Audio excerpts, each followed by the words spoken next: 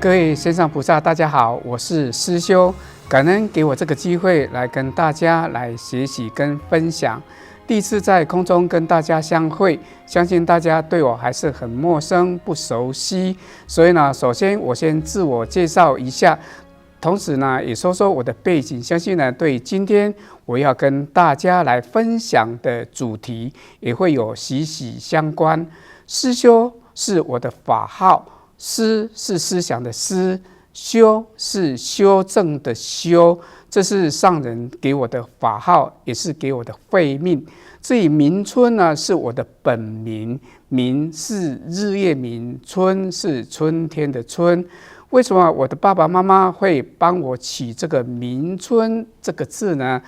当然他是希望说我的人生呢能够像春天那样的光明，一生当中呢能够平平安安、顺顺利利、无灾无难。所以呢，他帮我起明春这个名字。当然，他有另一层的意义呢，就是希望说我年年有春，就是年年有春。希望说呢，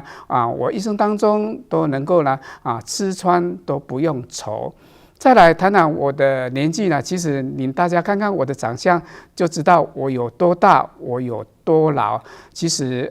我是1962年出生的，今年已经已肄耳顺之年。我的故乡在员林，员林是在中部，就是彰化一个小乡镇啊。我的故乡是在百果山下，百果山最有名就是以前最有名就是出产蜜饯，还有就是出产椪柑，这是以早期的时候呢，我们员林最有名的2个产品。其实，在我们那个年代呢，也就是在民国50年代呢，台湾是百废待兴，经济呢才要刚起飞那个时代呢，所以呢，家庭生活呢，并不是说很富裕，能够3餐温饱呢，算是很幸福的。所以生活上谈不上有什么娱乐可言呢，更何况说当时像我们虽然说年纪小小的，还要帮忙家具啦，就是要到附近的工厂啦，打零工啦，做童工之类的。我们所做的工作呢，会随着季节的不同呢，所以呢，也会有做不同的工作。有什么工作，我们就做什么样的工作。比如说呢，像5、6月就是荔枝出产的时候呢，我们就要捡荔枝啦，还有挖荔枝，因为呢，在园林那个地方啦，就是也会出产罐头之类的。到了7月、8月的时候呢，龙眼已经出产了，所以呢，我们就要开始到工厂要捡龙眼啦，还有剥龙眼肉。剥龙眼肉就是要做桂圆之类的，甚至于呢，这个做完之后还要去工厂，就是包那个陈皮梅的包装等等，做了将近7子算上呢，也做了15、16种的手工艺呢。相较于我们金色呢，做了21种的工艺呢。我做的就只差了5、6种而已，所以呢，通常在我要上学之前，或是放学之后呢，其实呢，我的妈妈就会带我们到附近的工厂去打零工了。这就是我们的童年。其实呢，我们的童年当中的回忆当中，就除了说去打零工之外呢，当然也会跟就是隔壁的小朋友啦一起去玩。其实像我们早期的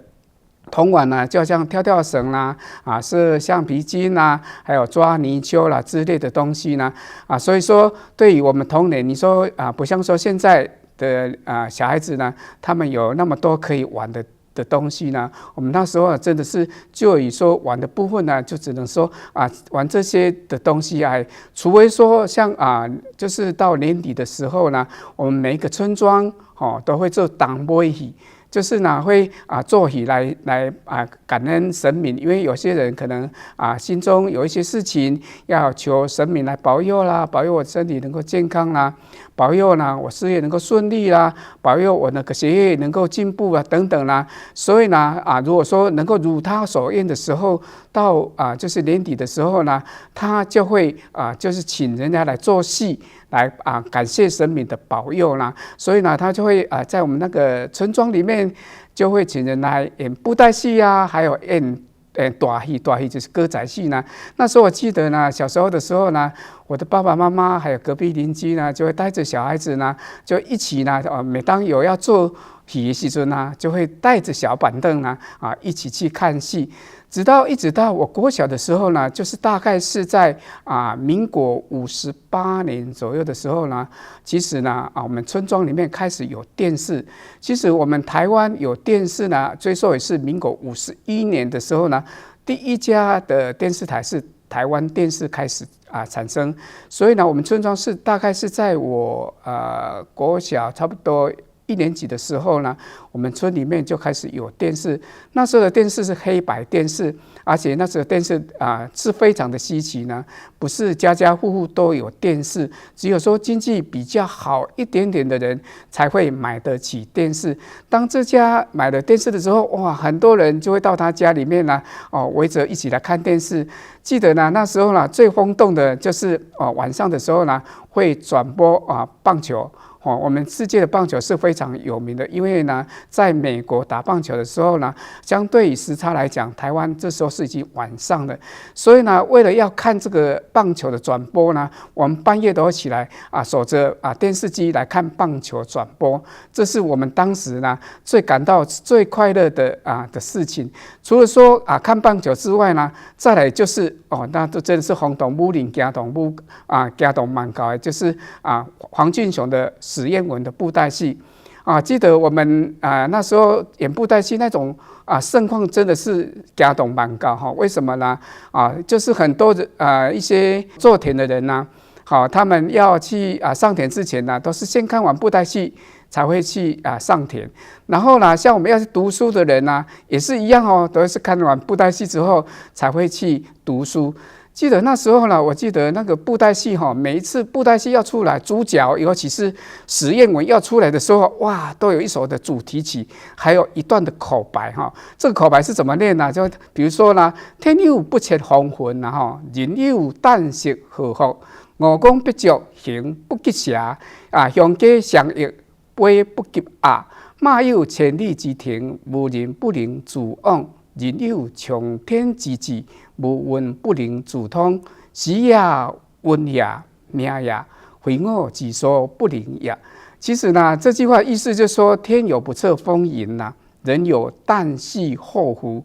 蜈蚣百足，行不及蛇。凶鸡双翼就是鸡虽然说有双翼但是飞不及鸭。马有千里之程，无人不能自往。人有冲天之志无运不能自通。所以总而言之，就是呢，你还是要有这个运，还是要靠这个命所以说，时也命也，非我之所不能也。这句话的意思是这样所以呢，我记得以前的那种印象是非常非常深刻，记忆在我脑海当中意思是说，其实呢，每一个人都是因为就是命运主宰着我们的一切直到我慢慢长大的时候呢，其实我妈妈都非常喜欢看歌仔戏。记得电视上有一出的歌仔戏叫做河洛歌仔戏，他们曾演过的《命运不是天注定》这个歌仔戏对我印象非常的深而且也影响到我自己的一些的观念其实这出戏的它最主要的剧情是写怎样呢？它描述说有一对的堂兄弟大哥他叫做丁文龙，弟弟叫做丁文虎他们两个虽然说是在同一天的同一个时辰出生的，但是他的时辰有头跟尾是不相同的。他有一个舅公他这个舅公很会算命所以在他们出生的时候就帮他们这一对的堂兄弟来算命他就算出说这个大哥这个文龙将来就是一个状元郎，就是以后他是会当状元的，他是会享尽一切荣华富贵。至于这个弟弟虽然说他是同个时辰出生的，但是头跟尾不一样所以当然命运就会有所不同。弟弟他是乞丐命就是他将来就是非常的穷困潦倒不只说自己的命运非常差之外同时他这个命中是带剑会剑就是弓箭的箭就是他会克父跟败族。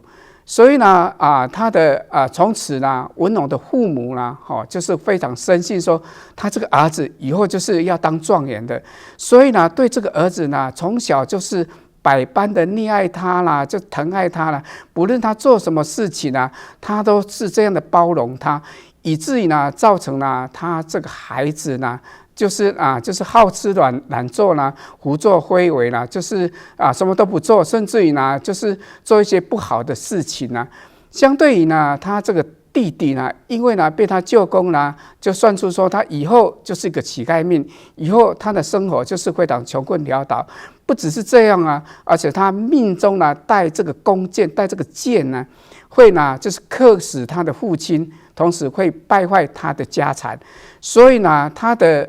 伯父伯母呢，就觉得说，有他留在他们一直在这个家庭里面生活啦，将来可能会不会克他们呢？所以呢，就非常从小就排斥他们，甚至于呢，将这一对的母子，就是丁文虎，他跟他妈妈把他赶出去。好在呢，就是有一位呢，就是在私塾就教书的。老师呢收容了他们，但是命运就是这么不一样丁文龙从小就是在他的父亲、母亲这样的百般的溺爱、百般疼爱啦，造成他好吃懒做啦、胡作非为啦，烧杀掳掠无所不做啦，所以呢，他把他的家产都败光了。另外呢，他的弟弟呢，虽然说呢，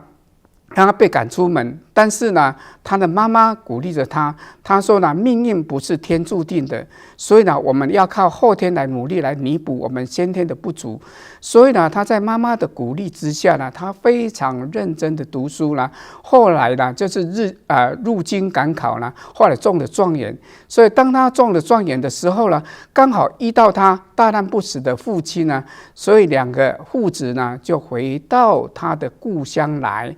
就是要回到他故乡的五里亭。这时候到五里亭的时候呢，就遇到他那个舅公。他的舅公呢，在半路上呢，被就是歹徒呢来抢劫，抢他这个歹徒呢，好巧不巧就是丁文龙。后来他的舅公呢，才会顿悟说：哇，原来呢，他当初跟他算命说这个是将来会当状元郎的，这个是会当乞丐命的，结果都不是。所以呢，他舅公这时候才呢醒悟了，原来命运不是天注定的。所以呢，今天我要跟大家分享的主题，也就是说，命运不是天注定的。到底是时也、运也、命也是对呢，还是说命运不是天注定才对呢？相信命运的人，他会认为说一切都是命中注定的，是不会更动的。所以呢，一切都是听天由命所以也有句话说：“落土时八字命，命运天注定。”甚至还有人讲命若带一骨先下都未论。所以呢，有些人认定说，既然都已经命都已经定了，那这样我们再怎么努力，也都是只能是这样而已。这是一般人认为说命运是天注定好的，但是呢，可能另外有一些人就不是这样认为。他说现在已经是什么时代了？现在都已经是21世纪，太空梭都已经上了外太空了，甚至于呢，网络科技都是那么发达，现在怎么还在相信命运呢？如果是这样的话，那叫我试问为什么有的人一出生呢，他们就是在荣华富贵的家庭当中，锦衣玉食享受荣华富贵，要风得风，要雨得雨甚至于享尽一切世间的荣华跟富贵，从来他们都不会了解到贫穷缺钱的智慧是什么。但是呢，有些人却是生长在贫困的家庭当中，一生当中就是这样的多灾多病甚至一生辛苦到老还是无立锥之地记得我们台湾有一个传唱歌手他唱了一首歌我觉得那首歌还蛮有意义的，它叫做《命运的吉他》。歌词里面有这么一句话他说：“我比别人较认真，比别人较打拼，为什么我比别人较歹命？”其实这就是为什么我比别人那么认真，为什么我比别人那么努力，但是我的命运却是这么差呢？其实讲到命运跟佛教的因果是有息息相关的。有位大师呢，他说呢，在这个世界上，什么人你都可以骗，但是骗不了因果。种了什么样的因，就必定会得什么样的果。就好像说一颗种子就是撒在地上啦，经过阳光、空气、水分，这个种子将来一定会开花跟结果的。所以呢，他甚至说，你可以不相信任何人，但是呢，你不能不相信因果。因为呢，因果就像如影随形一样，时时都跟在你的身旁。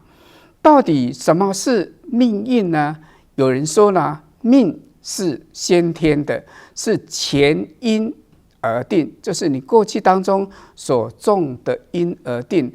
运呢是后天的，是随缘而转的。所以命是就是先天的。因是后天的，是前因而定的，是随缘而转的。佛教也说呢，前世因，今世果。所以说，有人说到底我这辈子为什么命运是这么坎坷呢？所以算命到底我上辈子是做了什么样的孽呢？所以呢，这辈子才这样的坎坷呢？其实呢，佛教跟我们讲说，欲知前世因今生受者是欲知来世果今生做者是。这辈子我们所遭遇到的一些事情，所遇到的一些人是顺境也好，是逆境也罢是遇到我们生命当中的各位贵人还是说遇到我们来考验你的冤亲债主呢？其实呢，这些人在冥冥当中都已经注定好了。但有人会说，现实上不一定是这样有的人，你看他这个人一生当中心那么好，而且做了那么多的好事，一生行善但是呢，你看看他一生当中的命运却是非常的坎坷事事都不如意了。有的人甚至于作恶多端却是高高在上，作威作福。难道这个世界上真的有因果吗？其实呢，真的是有因果了。他之所以会这样的怀疑呢，是因为他不了解因果的道理，因果的真谛在哪里。其实佛经里面有讲，他说我们的业有3种，一是什么？一是现报，二是什么？二是生报，三是后报。就是呢，我们有现报，有生报，还有后报。所以呢，因果报应是丝毫不爽的，不是不报是时机未到什么是现报呢？现报就是说我这辈子做的，我这辈子就要受。今生做，今生受。就是说你今天行善造福，可能你就会遇到贵人来相助甚至因为你的善心善行，所以改变你的命运。所以有句话说，一善破千灾。在这边我跟大家来分享一个故事这是佛教当中的一个小故事。就是一个小沙弥就是在一个寺庙当中有一个和尚，这个和尚已经证了阿罗汉果，他有神通有一天他入定的时候他就发现到说，他寺庙里面的小沙弥他的寿命只剩下1个礼拜，也就是7天的寿命而已。所以这个老和尚就把这个小沙弥叫过来。他说小沙弥，你来到这个寺庙已经那么多年了，你应该也要回去看看一下你的爸爸妈妈。你等一下行李就把它整理一下拿着包袱包好就回去你的家乡陪着你的爸爸妈妈。这个小沙弥听到他的师父跟他这样讲，他其实觉得心里有点怪怪的。为什么今天我的师父可以跟我这样说呢？但是师命难违想说，既然我的师父要叫我回去他就好吧，就回去吧，就行李整理好之后就往他的故乡就回去了。然后等他再回到他家乡的半途当中刚好旁边有一个池塘，这个池塘有一窝的蚂蚁，哇，蚂蚁掉在这个池塘里面啦，哇，这个小沙弥看到蚂蚁啦掉在池塘里面啦，哇，万一这个被水溺死了怎么办啊？所以呢，小沙弥就心生一念不忍的心呐，所以呢，他就把这个蚂蚁从这个池塘里面呢，把它救起来了。所以呢，7天过后之后呢，这个小沙弥呢，在家里面，他想说，他的师父跟他讲，7天之后，请他再回去，所以他就回去了。当他师父看到这个小沙弥的时候，哇，觉得很奇怪，你怎么回来了？他就问小沙弥说：“你这样过程当中，你有没有发生什么事情？”这小沙弥想想，也没有嘞，没有发生什么事情呢。他说：“一定有，你再想看看。”这个小沙弥说：“哦，对了，我想到了，就是在半路当中有做这样如此这样的事情。”然后这个师父就跟他讲，因为你做了这样的事情呢，所以本来你只剩下7天的寿命呢，所以呢，你的生命才能够延续。这个就是现报。再来呢，要跟大家来分享什么叫做生报。生报呢，就今生做，来生才会受报。也就是说，我们上辈子所种下的业，这辈子才会来受报，这叫做生报，也就是我们刚刚讲的欲知前世因啊，今生做者是了；欲知来世果呢，今生做者是，这就是生报。再来跟大家最后跟来讲的是后报，就是后面的后报，就是说呢，可能你前几世所造的业呢，这辈子才受就好像我们误打国师水忏，这是非常典型的一个例子。另外呢，我要跟大家来分享另外一个故事呢，就是卖烧饼的男孩就是有一个寺庙啦，这个寺庙这个老和尚啦。这是年纪已经大了，但是呢，那个寺庙因为呢年久失修了，屋檐有时候下雨的时候呢都会滴水，这样滴滴的，所以呢，这个老和尚呢就发心呢想要来重修这个寺庙，所以呢他就到寺庙到市场里面去化缘。这化缘的时候呢，这个村庄里面呢，对于这个三宝呢，并不是说很尊敬，所以呢，人来人往啊，走过去走过来，看到这个老和尚呢，他也不会想说这个老和尚在这边念经化缘呢，会一定想要布施的心都没有，这样就走过去。刚好这个老和尚旁边有一个小男孩，这小男孩呢，他是个孤儿，从小他爸爸妈妈就已经往生了，而且呢，他生下来就是个烂痢头，所以呢，他要靠卖烧饼为生呢。这个小男孩看到这个老和尚呢，很可怜，在这边呢念经化缘已经3个月了，但是呢，村庄人都没有起一种慈悲的心要布施呢，所以呢，这个小男孩呢，他就讲说：“我今天卖的烧饼的钱呢，纵使我今天没有吃饭，我要布施给这个老和尚。”所以呢，小男孩呢，这卖烧饼的小男孩就把今天他所卖烧饼的钱所有的都布施给这个老和尚。同时，在这个时候呢，村里面的人呢，很多人看到这一幕的时候呢，大家被这个小男孩深受感动，所以呢，这样的事情就一传十，十传百。然后大家村庄里说，既然这个小男孩这么贫穷，他都有这样的善心，为什么我们没有呢？所以呢，大家纷纷的来护持这个老和尚来盖庙。结果做这件事情之后呢，这个小男孩过了几天之后，不知道为什么他眼睛失明了，同时呢，过了几天之后又不小心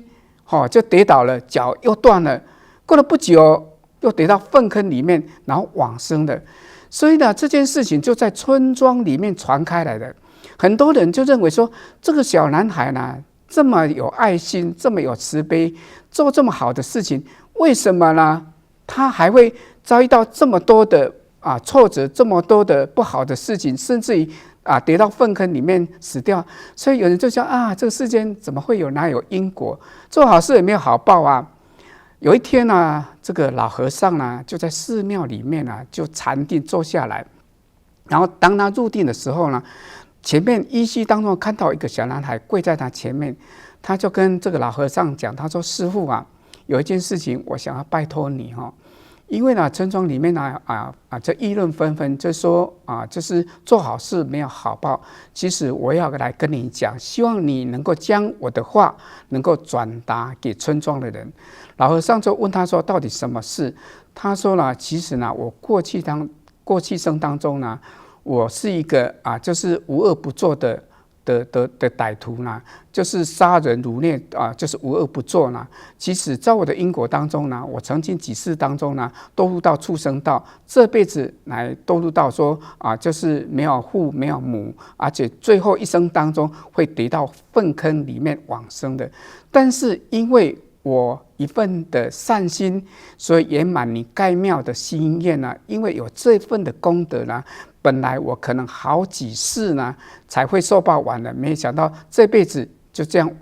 把我的业报已经就是报尽了，所以我已经转到天上去了。希望你能够将这样的事情跟村庄里面跟他讲，其实呢不是善没有善报，其实都有报的。所以呢，这就是跟我们讲，其实我们不是说善没有善报，只是时机未到。其实呢，命虽然是先天的，命中注定，但是呢，却是可以透过我们今生的努力，行善造福，修福修德，转恶为善，将不好的命转为好命呢。最后我要跟大家再来分享一个故事呢，这故事相信大家都是非常的熟悉呢。这是了凡四训的主人翁呢，就是袁了凡。袁了凡呢，其实他姓袁，他名字叫袁黄他是明朝的人，他是江苏吴江县的人呢。他从小他的爸爸就往生了，就跟他母亲相依为命啊。然后呢，他妈妈就跟他讲说你也不要去读书了，也不要去考试了，你就干脆呢，就是去学医。一方面呢，对我们对你的身体也有好处；二方面，学医你可以去帮人家看病。如果说你医术好的话，还可以当一个就是良医啦。然后呢，袁了凡呢就听他的妈妈话。有一天呢，他到慈云寺呢，遇到有一个老人。这个老人呢，就是胡须非常的长，他精于呢就是命数，他就帮他算命。他说：“你呢应该要去读书的，应该去参加科举考试的。”所以呢，袁了凡呢，就是袁黄啊，就听了他这个话的时候呢，他就跟他妈妈讲的话一五一十跟他讲。他说：“不然这样好了，我带你到我的家里面跟我妈妈说。”所以呢，这个老人就跟着袁黄来到他家里面去了。然后呢，他妈妈听他这样讲，说：“既然你会算命，那倒不如你跟我的儿子呢算看看，他这一生当中呢，他的命运什么。”所以呢，这个老先生呢就跟他算命，他说呢，这个儿子呢，就是他在几年的时候，他会考试会得到第几名，然后他什么时间他会补丙生，什么时间他会得贡生，然后呢，他官会做到什么样的官位？他可能会做到某一个省的县长的官位呢？其实呢，后来之后呢，就是呢，袁黄呢，就是参加考试的时候呢，考的就是他的名次呢，一都跟这个老先生呢，跟他算命的都是一样的。所以呢，从此呢，这个袁黄呢，他就非常相信呢，这个老先生跟他算的他的命。所以呢，他认为说，既然一切都是命中注定好了，所以呢，他对很多事情也看得很淡。直到呢，他37岁的时候呢，他到南京的时候呢，他刚好到栖霞山去一间寺庙栖霞山这个寺庙呢去禅坐呢，那里有一个住持呢，就是鬼谷禅师呢，就在那边坐禅的时候，当他坐禅禅定的时候呢，他几乎是不打妄想的。然后这个禅师看到他，他坐下来呢，什么妄想都没有，他就觉得很奇怪。他说呢，你为什么都会不起妄想？一般的凡夫呢都会起妄想。他说呢，我的命呢已经被一个老先生已经算好了，既然命已经定了，我再妄想有什么用呢？那都是白妄想。这个鬼谷禅师看到他就笑笑的，他说：“亏我认为你还是个豪杰，原来你还只不过是一个凡夫俗子而已。为什么呢？其实呢，虽然说命是天定的，但是呢，缘可再造。其实就像佛经里面常常讲说，如果说我们求富贵就可以得富贵，求子孙就可以得子孙，命是由自己而定的，运福是可以由自己来求的。所以呢，命运是对一般凡夫俗子是适用的，但是对于我们做好事、做坏事是不适用的，对极恶或是极善的是不适用的。所以呢，这个鬼谷禅师就跟他讲，其实呢，从此你可以呢改变你的观念，改变你的思想，甚至呢，你也可以改过迁善呢，多做一些好事呢，就可以改变你的命运。所以本来这个老先生呢，算他说他这一生当中的命运，他是只能活到53岁的8月14号，这一天，而且他没有孩子。但是经过鬼谷禅师这样跟他讲之后，他从此呢就开始积极行善，改过迁善，甚至于把他以前不好的习气啦、不好的观念通通改过之后，甚至于发心立愿要做很多很多的好事，所以命运从此改变了。他不是说在53岁就寿终正寝了，甚至于呢，他活到74岁的时候才真正的寿终正寝。所以呢，从《了凡四训》这些炎黄他的故事当中，也可以跟我们一个启示。这个启示是什么呢？其实虽然说命运是天注定的，但是呢，其实呢，可以透过我们自己的改变，就是说呢，我们改变我们的行为，改变我们的思想，然后我们多多做好事呢，其实命运当中在冥冥当中已经转运了。我们说呢，我们身为一个慈济人，真的是非常有福。其实呢，慈济是一个菩萨信念的道场，在慈济世界当中，我们可以做很多的好事。因为上人也常常跟我们讲，我们要口说好话，要身行好事要脚走好路。口说好话可以净化人心身行好事呢可以祥和社会，心发好愿可以让天下无灾无难。这个都是不断的在改变我们的思想，改变我们的行为，让我们的好的念头往正向方面当中，也会让我们的命运会从此会有所改变的。所以呢，最后我要跟大家讲，命运不是天注定的，只要透过我们的行为的改变，只要透过我们往好的、往善的方面来做努力的话，其实呢，我们也会变得更好命。就像我们一些师兄师姐跟我们分享的，然后人命的好命，